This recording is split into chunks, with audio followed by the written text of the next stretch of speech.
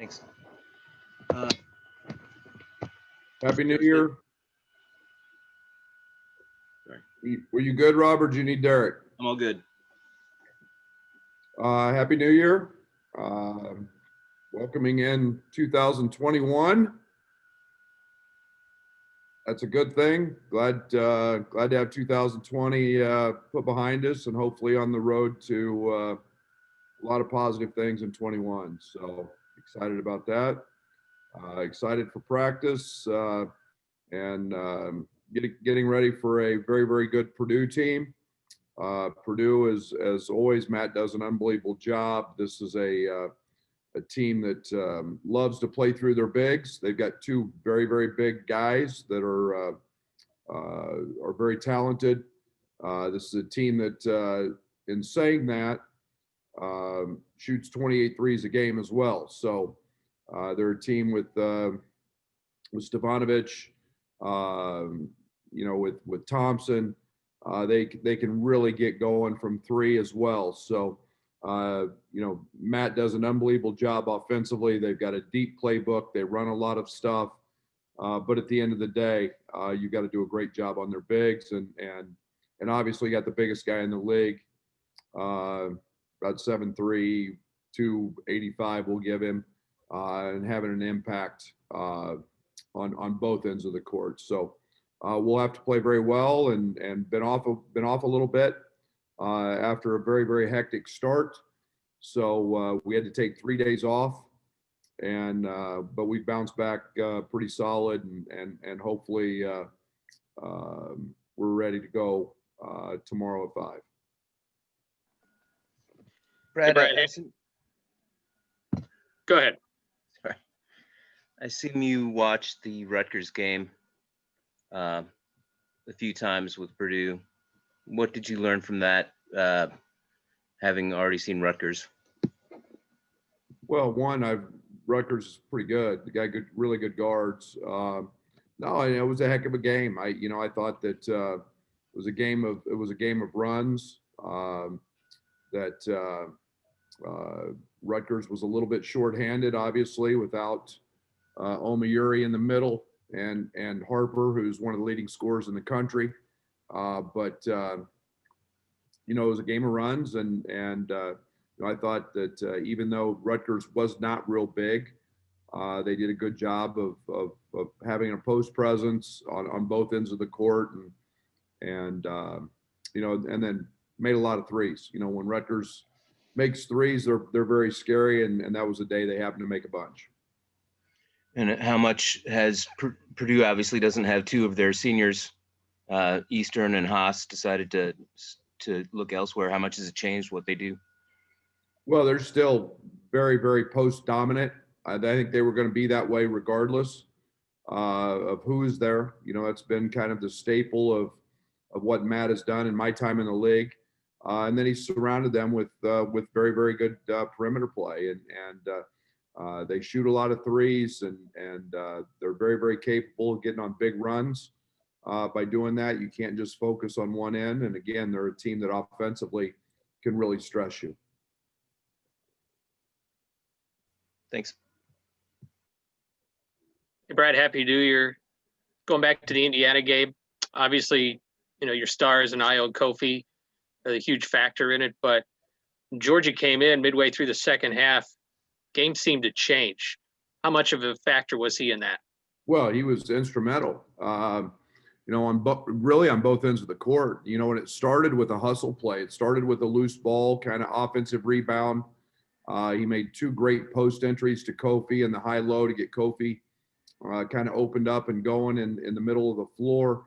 Obviously he steps out, hits a 3, but he was instrumental. And then the job defensively, that he did on Trace during that segment was very good as well. So Kofi was impactful. He's been that way all year. He's had a lot of great moments, and especially on both ends of the floor. And Kofi gives us a great energy on the defensive side with his talk, and he's a great communicator. And we've played some of our best basketball with him on the court on the defensive side. Yeah, is that maybe underappreciated how Kofi's developed defensively? Yeah, no doubt. I mean, it's going to get tested tomorrow, but I think both those guys have been much better. We're going to see an elite scorer, an elite passer in Williams tomorrow, so it will get tested. And again, it's what happens with age and experience. Guys get a little more comfortable with seeing cross screens and diagonal screens and back screens, and they know when it's coming. They understand scouting report. And again, I can't put the emphasis on how important it is to have some experience, and both those guys have that. All right, thank you. Hey, Brad, hope you're well. I know we've talked about Georgie before, but he was just telling us that maybe being forced to slow down was good for him. Have you seen that? You talked about 2020 and what that's meant to him, but he had to just slow down and be by himself a little bit. Have you seen any impact of that? Well, I think there's a maturity that's happened with Georgie. I think it's, he had a lot of success so early in his career. That showed his upbringing. It showed his background in basketball. It showed his knowledge and understanding that allowed him to do that. And then I think that the combination of a position move, the combination of our team identities, some identities changing, all of that can be a little much. And and just the time away, the time here. Georgie's a workout guy anyway. He trains constantly. He was finding parking lots with a basket and trying to go play by himself, and didn't matter what the temperature was. So I think it gave him some self-reflection, and I think that's an important thing sometimes. And we've been the beneficiary of a very good Georgie this year. And you talked a little bit about the time off. I'm sure that could be beneficial, but also maybe could hurt you from being in a rhythm. Just what are the challenges of bouncing back after about a week off of games here? Well, we needed it. I know that. I mean, we were a tired team in the Indiana game, and not to take anything away from them, we were really flat. But again, that was a hard week of travel. You throw in the emotion of a Christmas day, and not being with families and something a little different. And but again, we were forced then to take 3 days off, which is unique and different in the middle of conference play. But we'll find out. We've had good practices. We went twice on Wednesday. We've done a lot of shooting, and yet we've still had some time to work on ourselves a little bit, not just game prep mode all the time. Thanks, Brad. Hey, Brad, Georgie said that even with those days off, that the players themselves still got together and worked through some things just to stay on the same page. I mean, I guess, is that just a sign of a veteran team that you have where they go to work regardless? Yeah, they get it. That means they get it. They're dialed in. They understand the importance of staying in shape. They understand the importance of keeping the feel of a ball in your hand. The importance of execution, and when you get player-led stuff like that, it's pretty special. And you mentioned having some time to work on yourselves.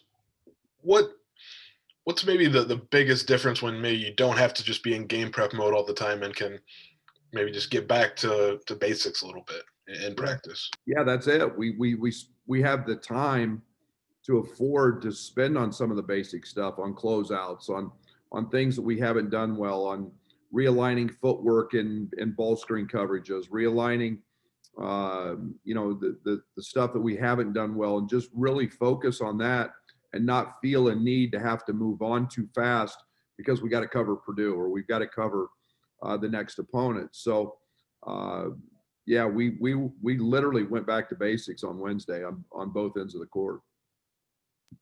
Thank you. Hey, Brad, I seem to remember at points towards the end of last season, you talked about guys understanding their roles. And I mean, that was a big deal for you. How do you, I mean, I think 10 or 11 games in, but how do you feel like this year's team is adapting to their roles and understanding what's needed out of them? I think we're growing there. I don't want to say we're there. I think we're still in a better place than we were a year ago at this time from that perspective. if you recall, we had to shift and do some things late with Andres Feliz. Andres started, then went to the bench, and then ended up starting again. But I do like where we're at. I think there's an understanding. I think we're still growing. I think some of these, a guy like Coleman Hawkins has had a great week of practice. I think that, as he continues to grow, Jermaine Hamlin has had back-to-back his 2 best practices. That's exciting. And as those guys continue to work towards earning minutes, then we can, we can still keep growing our bench, growing our identity, and understanding what those roles may be. And, again, Georgie impacted the game a lot at the 4. We could see that, continue to happen. But so there's a lot of things that are still out there, but I feel really good about guys understanding where they're at. And then how are Ben and Hutch? Is there an update, or how are they progressing along here? Ben just got cleared after the Indiana game. So he is back and available to participate. Hutch is out. Hutch will not play this year due to a stress fracture in his back. He is rehabbing and recovering that. It's been an issue that has been problematic for him. So, just the recovery process for him is the important piece. Thanks, Brad. Hey, Brad, going back to that Indiana game, you talked about playing Georgie at the 4. What did you like about that pairing with him and Kofi on Saturday? I think that's when that Indiana game was. Yeah, part of it's matchup, and part of it's an energy. I think that we all know Georgie's an elite passer. We had, if you remember back last year, there was a lot of success with Georgie passing the ball into Kofi. We needed that at that point. He provided that. And then again, it's on the defensive side. I really feel comfortable with Georgie guarding other 4s in this league. And again, he provides a great energy and a great ability for us to communicate. We make a lot less mistakes when he's on the floor. And then in the Big Ten this year, there's been a lot of parity, a lot of upsets. What does that say about this league, and what message does that kind of send to you and your team? Well, first of all, don't use the word upset, because there is none. That does not exist. When I think you've got one team that was 115 in the Ken Palm, and any other team's 53 or 54 and below. So I don't think there's any upsets. I think this league is the best it's ever been. I think a lot of the longtime coaches are going to attest to that. So I don't know if anything's an upset when you've got 2/3 of your league ranked in the top 25. I think anybody can beat anybody, and it's a dogfight to the end. And you just hope to win the next one and move on. Thanks, Brad. Brad, we talked earlier in the year. You said the team that maybe wins the Big Ten would be the team that handles COVID the best. I don't think we've had a canceled game yet due to COVID, from what I can remember. Does that give you some confidence that this is doable, and that you're doing the right thing here by playing, and that you are going to proceed to the NCAA tournament, Big Ten tournament throughout the season, whatever that may be? I think it shows an unbelievable plan by our league and by our university. And not to say that we're not going to have cases and we're not going to have games canceled. But, Brett, it's one of the things I look for every single day when I pull up to see the games going on today. Is first thing I do is count how many games are canceled. And the protocols that are in place, we've had games canceled around the country because of officials. We've got an unbelievable policy in place for that. The thoughtfulness of athletic directors, the presidents, chancellors, the league office has been incredible through this. And then really the commitment of coaches and the players to live it. And we do feel like, there's obviously the next 10 days with the Christmas holidays and New Year's, and everybody did some different things over that, not with playing, with letting guys go home. You want to get through that, but we feel like we're in a great place. A lot of games coming up while our students are gone. That was intent. So, we'll see how it plays out, but we feel like we're in a great place. We've been very fortunate and a plan that's been well thought out has been pretty effective thus far.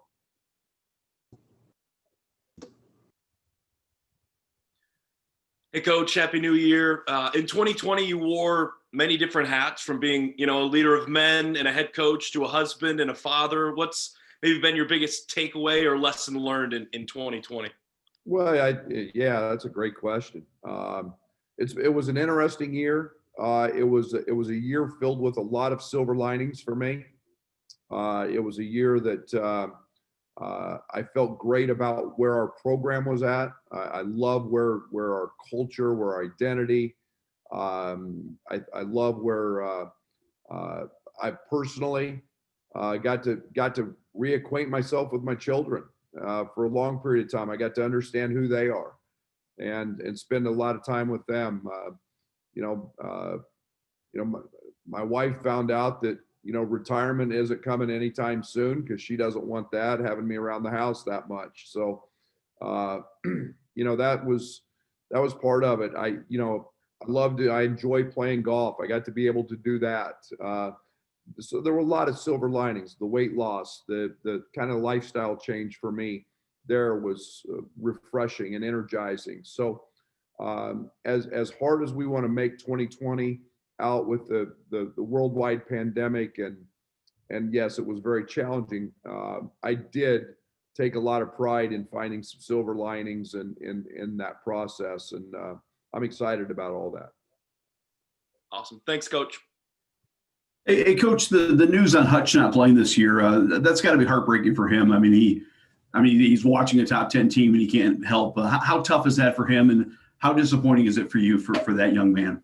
Well, we all want our student athletes that when they come to college, I think they come with big dreams and they come with goals and aspirations, and that's our job. That's my job as a coach, is to try to help them achieve that. And when something physically doesn't allow that, my heart bleeds. How hard they work, and I saw Hutch and his success last year. He was a pain in the butt to guard in practice, and he was really, really effective, and he would help this basketball team a great deal, and he will in the future. But right now, you set that aside because you don't want any long-lasting, long-term ramifications of that process. He's worked extremely hard. He's continuing to work extremely hard. He's one of the most dedicated guys when it comes to his recovery and his rehab. So we're excited for him in the future. Right now, it's challenging because he's a really good player who's a great human being, and it's hurting him, so it hurts me. Thank you. Hey, Brad, I had a quick follow-up on that as well. Is he with the team right now, or what is he able to do, and what's it meant for your team not to have him? What's that caused for your team? Well, he's in, his family has moved from New York. His father took another job, and so he is in LA. He is with his own personal physician and physical therapist. He's doing that every day. We communicate, not daily, but we communicate every week multiple times, and we get pictures and we get the recoveries and we have conversations. With the semester being online, he'll be able to stay out there and continue to do that rehab. It's killing him not to be with his teammates. He stays involved with them through texts and Zooms. But again, it was in his best interest to be with those physicians and under that care out there. And then he could come back at some point later in the semester. I don't know what that is. That's still to be defined. But again, he's a big loss. He's a 6'6" wing. Jeremy, who's an elite shooter, and he's an elite athlete. And defensively, he gives us something that would help us in having length and athleticism. And then obviously he's a guy who can make a lot of baskets very quickly. Thanks, Brad. And Brett, I said one quick follow-up just to clarify. With the 3 days off, you'd mentioned CARA before. So is that countable athletically related activities? Just so I get that right. Correct. Okay. All right, thank you. Do we have more time? Go ahead. Brad, earlier you said Terry Weimer and Terry Oglesby were working in the SEC now, not in the Big Ten. You mentioned officiating a little bit earlier. I'm wondering what conversations went on at the conference level between coaches, if any, and what these changes are about. I'm not privy to what the league conversations were about. Rick Boyages of our Big Ten office handles all of those. But I think one of the things that was looked upon was trying to make sure that we had officials that were involved and willing to be involved in the protocols set place and set forth. And one of those is that they have to be here to test in our testing system the day before a game. And we didn't feel like it was in our best interest to have officials doing multiple leagues, doing a game, and I'm just going to use an example, to do a game in Indianapolis with Butler and then come in here and test the next day and then have somebody show up positive, and that could disrupt a game and a game would not be played. So, the league chose to put a group of officials together who wanted to buy in and be a part of our conference only. I don't know all the details of that, Rob, but we've got a group of roughly 15 or 16 officials that are working Big Ten only games, and they're adhering to our everyday protocols of testing, no matter where they're at. It's the safest way to keep our student athletes healthy. And I'm very, very thankful for those officials who have done this. And it's making it the best environment to continue to play games in the safest way we know how. And those guys are all to be commended for that. And is there The last question. We have to the finish. 2005 championship game? James Augustine fouls out in a matter of seconds, basically. So is officiating? Is it hard to keep officials consistent at the national level, where you're getting the same kind of calls in conference as you would be out of conference, especially with these new officials?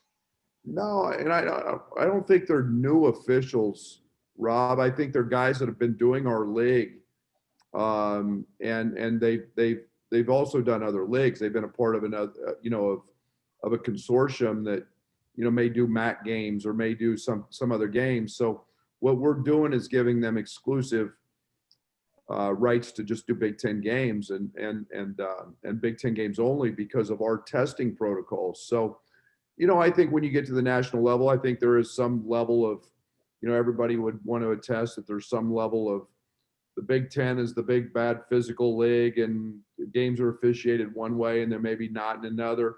I don't buy into that a whole bunch, but I think every situation and every environment is a little bit different. But I think the officials have a really, really hard job, and they do a great job of overall handling those moments and those games, no matter what they are. Just as long as they're consistent, we're all pretty happy with officiating when they're consistent.